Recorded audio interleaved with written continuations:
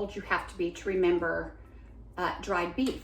But I'm gonna do a recipe today that my little mama used to do for us.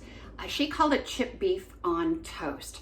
Now my dad was an Army man and he called it something else. He called it S.O.S, and that is an acronym for beep on a shingle.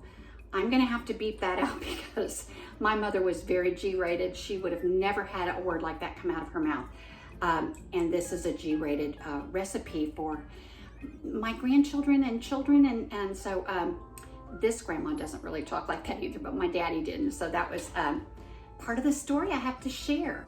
He used to make this for his men in the Army too, and he loved it, and my mom would fix this frequently, at least once or twice a week, because this was so cheap. And I want to tell you, these little jars, she never threw anything away. So us kids would drink out of these little jars. They were actually, they turned into like a cute little glass. And a lot of times too, she would use these when she was making jelly. She would can her jelly. She would pour the very, very hot preserves into this jar or these jars. And you can pour hot paraffin on the top while your jelly is really hot.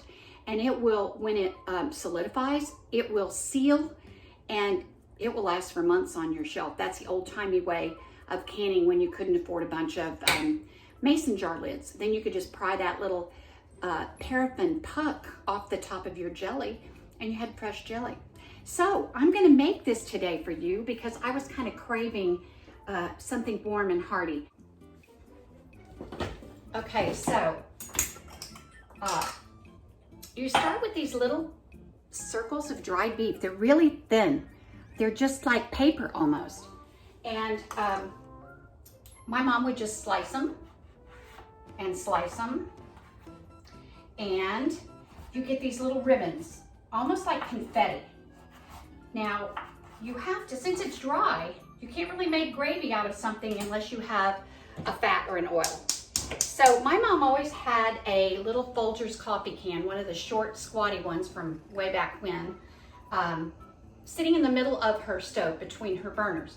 And then as she cooked bacon, she would just pour the drippings into that Folgers can, and she would use that fat for seasoning beans or, you know, various other kinds of cooking, because bacon fat is like liquid gold in the kitchen. So that's what I'm gonna start with today for these little ribbons. I have seen people make this where they just go ahead and use their fat or oil, put the flour in, and go ahead and make the beginnings of your gravy. But my mom always put the dried beef in the fat to make the fat have a little more flavor, and then it would just kind of season your whole gravy. I think if you wait and put it in at the end, you don't get as much flavor.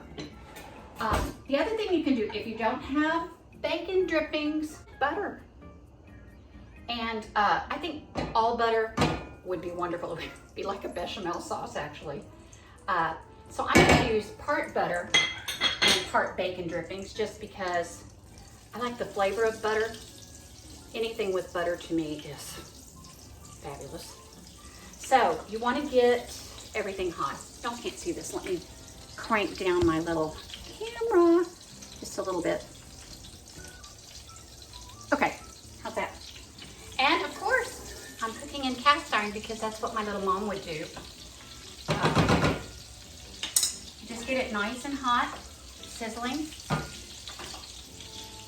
And then put in all your little beef.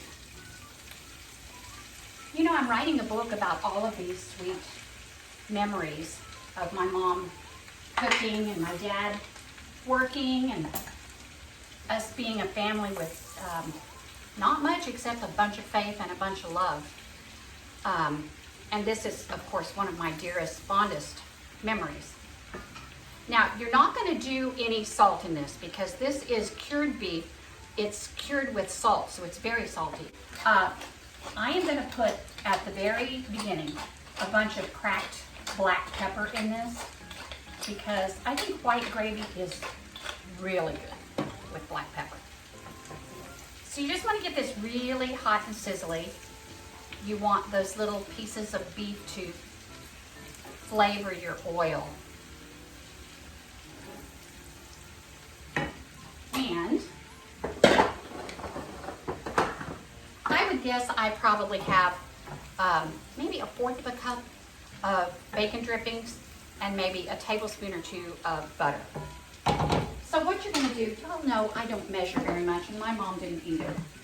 I would guess we're gonna use about 1/3 of a cup of flour and just sprinkle it over the top when everything's bubbling well. And you want to make sure that you cook your flour a little bit in your fat, because if you just go ahead and add your liquid now to this, it'll be fine, but you sometimes get a little bit of a raw flour taste. So I think it's important to kind of let the oil and the flour brown together a little bit, and then it just takes that raw taste out. Oh, y'all, it's starting to smell so good already. Okay, while that's simmering, I'm gonna step out of the frame. I'm gonna get my milk. And this is really, I mean, it's truly just such a few little ingredients, and it feeds a ton of people. Oop. On the floor, that can stay there. Okay, getting really hot. I'll show you a close-up.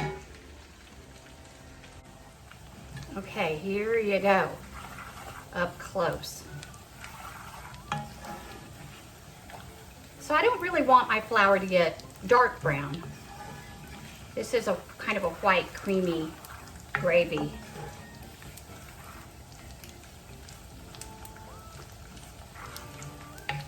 And then I'm just gonna pour in a good bunch of milk here. And it'll sizzle up.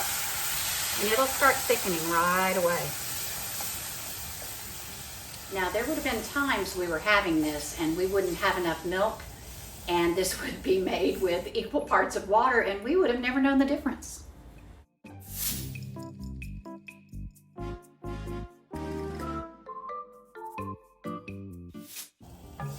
Now, my mom would serve this over just regular white bread. Of course, we bought whatever generic bread was available. You could get bread for really cheap. And so then she would toast it. And then there were times we would have this over canned biscuits. So here we are. I'm just going to get a couple of slices of bread and stick them in the toaster while that's thickening. And I will tell you guys, my dad, I told you that he would fix this when he was in the Army. He was not a cook in the Army, but he did cook in the Army. He actually drove a supply truck in England and Germany during World War II. Excuse me, going to the toaster here. So his mom taught him to cook, my little grandma Titus. He was a farm boy up in Illinois, and he was a jack of all trades. And the saying goes, a jack of all trades and master of none, but he was a jack of all trades and a master of all trades. He could do anything. And he often did cook for us too. He would make this. Look at this, how thick it's getting. I'm gonna turn the heat down a little bit and just kind of let it simmer. Oh, y'all, this is such a sweet memory for me. We might not have had anything else on the table except this. And my mom would be the last one to sit down. We couldn't begin until she sat down. My dad had strict rules about that.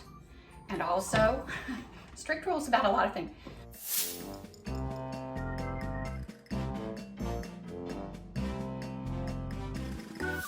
We couldn't laugh at the table. We always said grace. My dad did not really participate. He was a spiritual man, but not a religious man, and he required us to be very respectful of God and the things of God.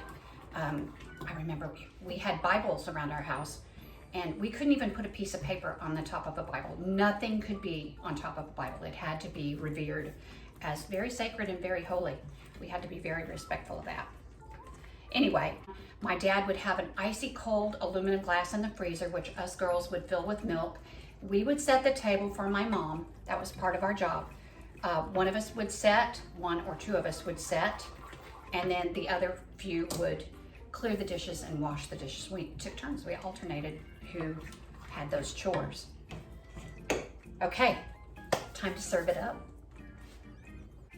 Okay, I have my little bowl, a little piece of lightly toasted bread, and then you just slather it up.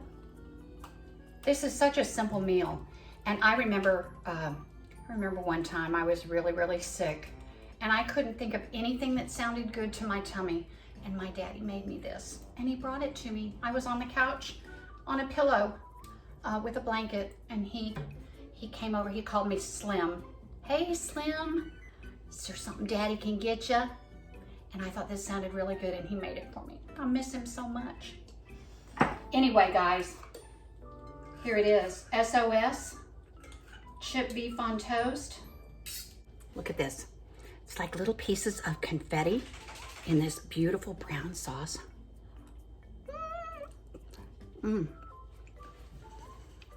Wonderful.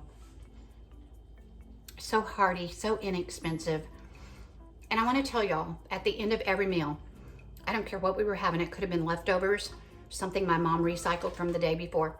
My dad would scoot back in his chair, rub his tummy, take his last swig of milk from that little aluminum glass, and he would say, Mom, that was Larapin.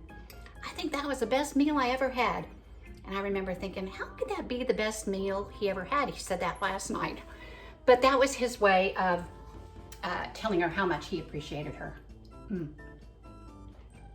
So good. Hope y'all will try this. God bless you. I hope you have a wonderful week this week. Do something fun in your kitchen with people that you love. Make some sweet memories. My dog is barking. She wants some chipped beef on toast.